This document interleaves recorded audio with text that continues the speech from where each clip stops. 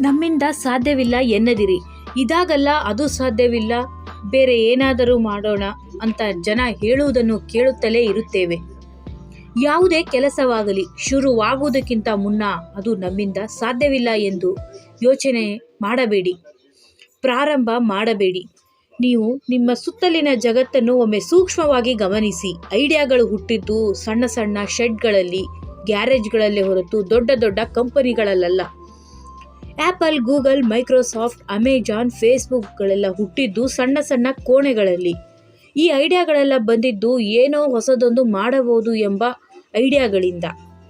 ಈ ಐಡಿಯಾಗಳಿಗೆ ದೊಡ್ಡ ದೊಡ್ಡ ತಂತ್ರಜ್ಞಾನದ ಅವಶ್ಯಕತೆ ಇರಲಿಲ್ಲ, ಎಕರೆಗಟ್ಟಲೆ ಜಾಗ ಬೇಕಿರಲಿಲ್ಲ. ಇವೆಲ್ಲ ಹುಟ್ಟಿದ್ದು, ಬೆಳೆದಿದ್ದು ಮತ್ತು ದೊಡ್ಡದಾಗಿದ್ದು ಮನಸ್ಸಿನಲ್ಲಿ.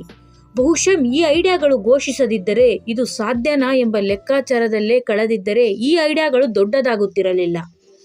ಹೊಸ ತಂತ್ರಜ್ಞಾನ, ಹೊಸ ಸಂಸ್ಥೆಗಳು, ಹೊಸ ಯೋಚನೆಗಳು ಯಾವುದು ಹುಟ್ಟುತ್ತಿರಲಿಲ್ಲ.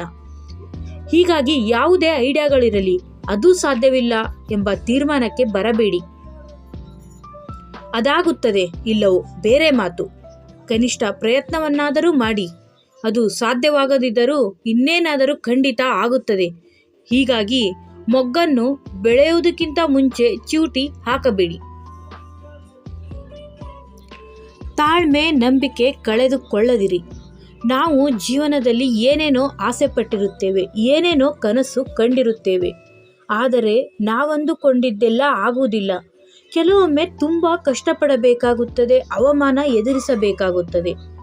ಏನೇ ಆದರೂ ತಾಳ್ಮೆ ಕಳೆದುಕೊಳ್ಳಬಾರದು ಎಂದು ಎಷ್ಟು ವರ್ಷಗಳಲ್ಲಿ ನಾನು ಅರ್ಥ ಮಾಡಿಕೊಂಡಿದ್ದೇನೆ.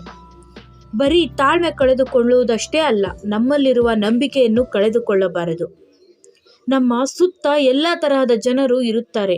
ಕೆಲವರು ಹೊಗಳುತ್ತಾರೆ, ಕೆಲವರು ತೆಗಳುತ್ತಾರೆ, ಕೆಲವರು ಗೊತ್ತಾಗದಂತೆ ಕಾಲೆಳುತ್ತಾರೆ. ಈ ಸಮಯದಲ್ಲಿ ತಾಳ್ಮೆ ಕಳೆದುಕೊಳ್ಳುತ್ತೇವೆ. ಯಾರೋ ತೆಗಳಿದಾಗ ಅಥವಾ ಕಾಲೆಳೆದಾಗ ಮನಸ್ಸು ಕೆಡಿಸಿಕೊಳ್ಳುತ್ತಾರೆ. ಒಂದೋ ತಮಗೆ ಹಾಗೆ ಮಾಡಿದವರ ಜೊತೆ ಜಗಳ ಆಡಿಬಿಡುತ್ತೇವೆ ಅಥವಾ ಒಬ್ಬರು ಕೊರಗು ಬಿಡುತ್ತೇವೆ. ಇದು ಇನ್ನಷ್ಟು ಸಮಸ್ಯೆಗಳಿಗೆ ದಾರಿ ಮಾಡಿಕೊಡಬೇಕಾಗುತ್ತದೆ.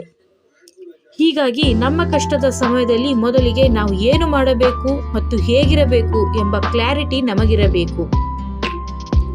ತಾಳ್ಮೆ ಕಳೆದುಕೊಂಡು ಪರಿಸ್ಥಿತಿಯನ್ನು ಇನ್ನಷ್ಟು ಬಿಗಿಯಾಗಿಸುವ ಬದಲು ತಾಳ್ಮೆಯಿಂದ ಕುಳಿತು ನಾವು ಆ ಸಮಸ್ಯೆಯಿಂದ ಹೇಗೆ ಆಚೆ ಬರಬೇಕು ಎಂಬುದರ ಬಗ್ಗೆ ಯೋಚಿಸಬೇಕು. ಇಷ್ಟಕ್ಕೂ ನಮ್ಮ ಯೋಗ್ಯತೆಯನ್ನು ಬೇರೆಯವರಿಗೆ ಸಾಬೀತು ಮಾಡುವ ಅವಶ್ಯಕತೆ ಇಲ್ಲ. ನಮಗೆ ನಾವೇ ಸಾಬೀತು ಮಾಡಿಕೊಳ್ಳಬೇಕು. ಎಷ್ಟೇ ಕಷ್ಟವಾದರೂ ಇದು ನನ್ನಿಂದ ಸಾಧ್ಯ ಎಂದು ಹೇಳಬೇಕು. ಆ ನಿಟ್ಟಿನಲ್ಲಾದರೂ ನಾವು ಸಮಚಿತ್ತರಾಗಿ ವರ್ತಿಸಬೇಕು. Like and subscribe. Thanks for watching this video.